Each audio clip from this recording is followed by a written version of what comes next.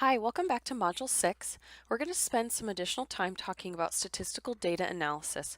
And under this module, we'll be considering that data analysis on how we might use it to predict group behaviors.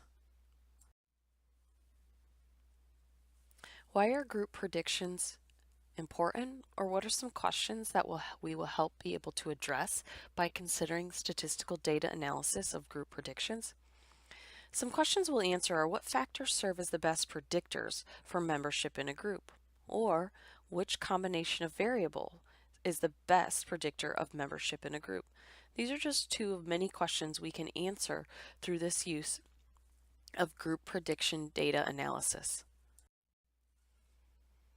We are going to consider 3 ways to measure prediction of group membership. We're going to look at discriminant analysis, logistic regression, as well as cluster analysis. Throughout the next several slides, we'll be addressing the specifics of each of these group membership prediction measurements. Our first statistical analysis to consider when we're looking at group predictions is our discriminant analysis. So what does it do? This analysis identifies a combination of independent variables that best predict membership in a particular group. So what's the purpose of this? This discriminant analysis allows the researcher to describe major differences between groups following a MANOVA analysis.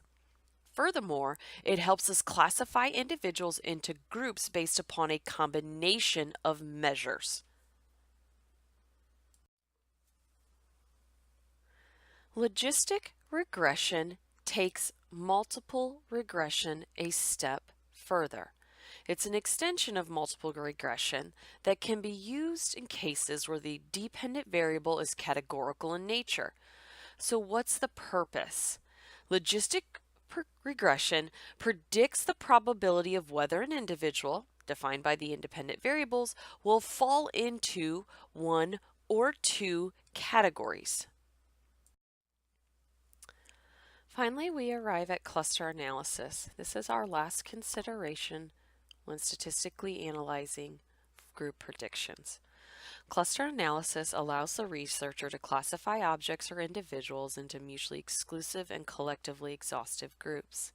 What's the purpose? It helps researchers identify objects or individuals similar to one another based on some specified criterion.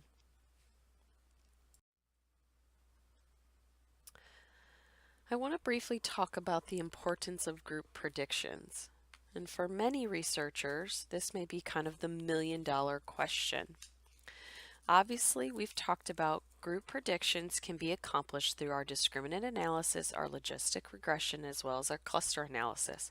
I want to return you to your text to think about the ways at which SPSS can be used in these 3. And again, your text outlines very succinctly how that these 3, discriminant analysis, logistic regression, and cluster analysis, can be easily accomplished through the use of SPSS. Lastly, though, I want to go back to that importance of group predictions. As I said earlier, these are somewhat what we would call the million-dollar questions. In previous modules, I've talked about the idea of NFL Combine and NFL athletes. Note, group predictions are important, and again, it's the million-dollar question. If we had a very distinct way at which we could predict across groups. So for example, could we predict that if wide receivers did X, Y, and Z at the NFL Combine, they would fall into an elite NFL athlete category? We really can't at this point in time. However, if someone is able to determine those things, they themselves become very wealthy.